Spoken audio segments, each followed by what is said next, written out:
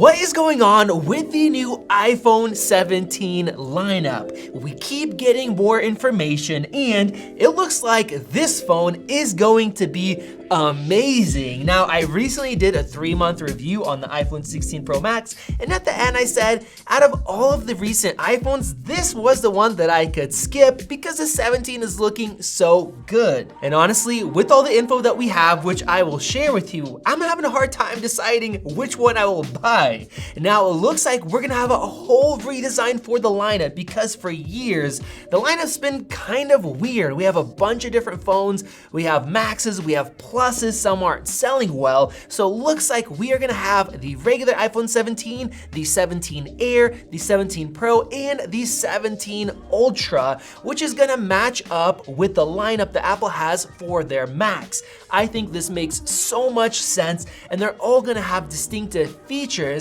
that make you want to get them, which I think is a great thing. Now, I wanna start out with the Air because this is blowing my mind. I picked up this old iPhone 6 and it is insane how thin and lightweight this is. And the crazy thing is the Air is supposed to be even thinner. I just don't get it. It's gonna be the thinnest phone. Now, some people will say, why make a thin phone? We want great battery life, like on the iPhone 16 Pro Max. And that is true, but a lot of people buy MacBook Airs just because of how thin and light and nice they are to use. And holding this one in the hand, well, it just feels amazing. Now, it is gonna have just a single rear camera, which means that this is not gonna be the flagship that we had rumored for a much higher price, but instead it will replace the iPhone 16 Plus, which is not a great seller, even though it is a good phone. Now, as far as screen size, it's also gonna be somewhere in the middle, larger than the regular iPhone 17, but not as big as the Pluses or the Max, which I think is great. For example, if we look at the M4 iPad Pro, specifically the larger screen size, that thing is so insanely thin, and it is a great device while it still gets great battery life, because we are gonna be getting the A19 chip, which is gonna be an upgrade to the A18 that we have right now.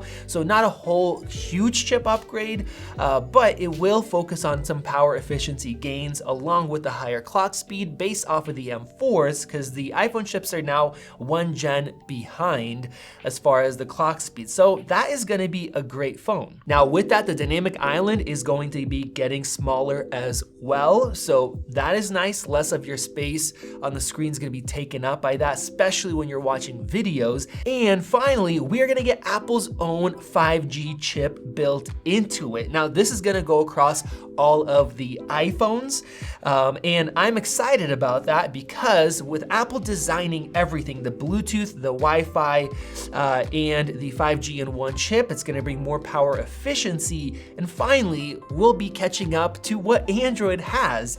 And with the iPhone 16s and the 16 Pro Max here, even though it has Wi-Fi 7, it actually only supports half the bandwidth, which means that you're not getting the same speed as a 1-year-old Samsung, and that kind of sucks. And same thing with the 5G. It's not the latest and greatest. Even a 1-year-old Samsung is better. And that sucks. And maybe Apple did that on purpose so that when they release their own, it'll be a big step up.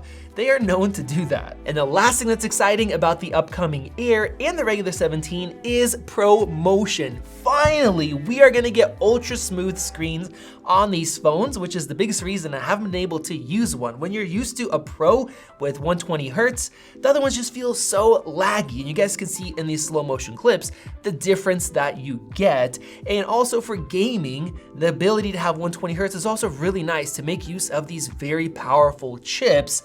So I know not everybody cares, especially regular people, but for people that do care, this is a big deal. And now we have to talk about the latest info that's been coming out that's gonna apply to a lot of these phones, which is the aluminum design and that horizontal camera bump. Now, we have been expecting the horizontal camera.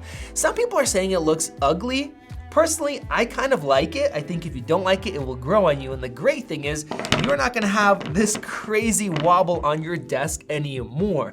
But with that, we got the leak telling us that Apple is switching back to aluminum on the lineup of phones. Now, we have some more info, which is kind of going against this, and I'll talk about how it makes sense, but switching back to aluminum, I think is great. Apple made a huge deal about titanium. It was a huge marketing thing, and even though it looked cool, sounded cool, I was kind of against it because titanium is not a very good conductor of heat, and we've had heating issues, especially with the previous gen when the titanium just came out.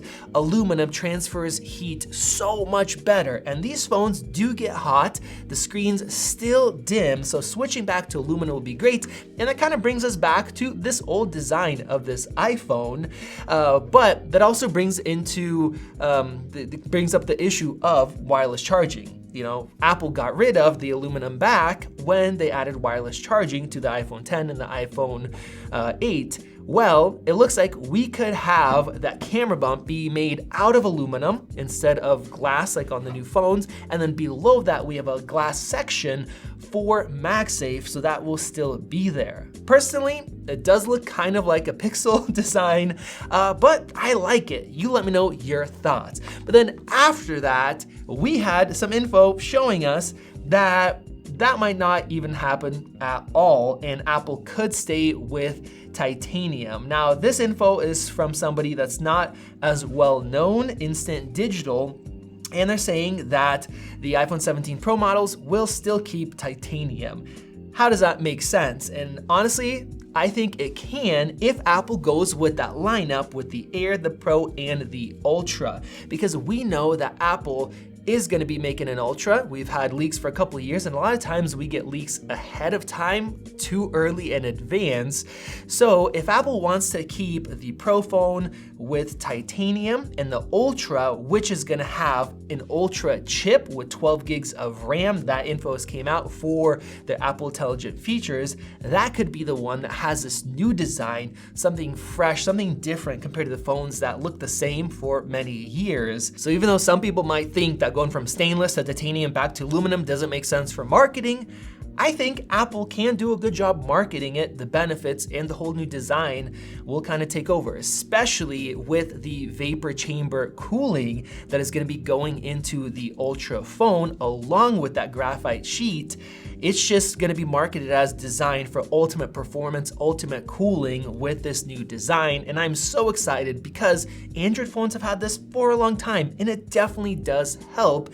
And even though Apple added the graphite sheet, we showed that off in our teardown of the iPhone 16 Pro, it's still not as good. So combining that will make an ultimate iPhone, which is the Ultra iPhone, and then the regular lineup is gonna have that graphite sheet for, you know, still improving performance, but not being as focused as the Ultra. Now, we also had some info on the action button and the volume buttons combining into a capacitive button like we have with the camera control. All one button. You have gestures to adjust your volume, or you could press in, nicer, cleaner look. I think that will work out great, and it's gonna help with the reliability as well, so that will be nice. Now, if you're not planning to get an Ultra and spend that extra cash and have a huge phone, what else are you going to get? Well, there's 3 more things that I want to cover.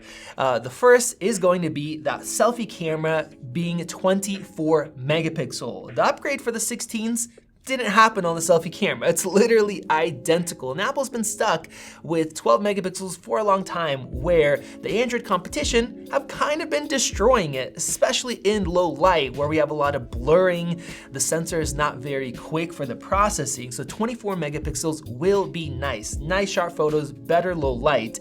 And with that, the telephoto on the back, which once again stayed the same with the 16 Pros and Pro Max, well, that's gonna go up to 48 megapixel, and that is great because when you are zooming in further than the 5X, that will help to get better detail from that nice 5X camera. So the 5X lens works great, portraits are great with it, but if you zoom in to say 25X, it can use that extra detail, and it'll be so nice to have all 3 lenses on the back be 48 megapixel and allow you to record better video with it as well. So I'm super excited for those camera updates. And then one thing I'm especially excited about after my 3-month review is the upgraded glass in the iPhone. I showed off all the scratches I have after just 3 months. It is insane. Apple, with the iPhone 16 lineup, said the ceramic shield is twice as durable, but that is durable to cracks if you drop the phone. But when they're making it more durable, it's actually gotten softer, which means you can scratch it more easily. And the iPhone 17 lineup's glass is gonna be more scratch resistant, which is great. I want you guys to let me know if you bought one of these new phones. Have you noticed more scratches than before if you didn't get a screen protector? Because I have, and it is honestly really annoying. So you guys let me know if you're interested in the new Ultra or the Air or one of the other models. If you didn't upgrade, will you be upgrading with that 17 lineup? Let me know your thoughts on it down below. Click that circle above to subscribe and check out one of those great videos right over there. This has been Max, and I'll see you in the next one.